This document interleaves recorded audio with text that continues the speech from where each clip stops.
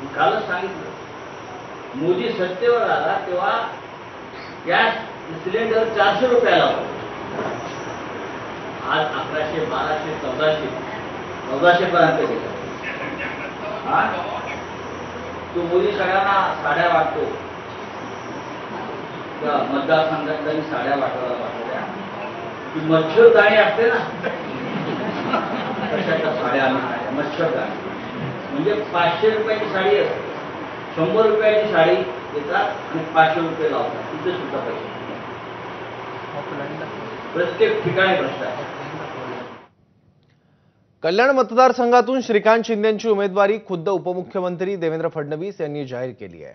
कल्याणमधून श्रीकांत शिंदे यांना महायुतीचे सर्व घटक पक्ष निवडून आणतील, त्यात कुणीही शंका बाळगू नये असं फडणवीस म्हणाले. भाजपच्या स्थापना दिनाच्या कार्यक्रमात ते पत्रकारांशी बोलत होते. श्रीकांत शिंदे कल्याणचे विद्यमान खासदार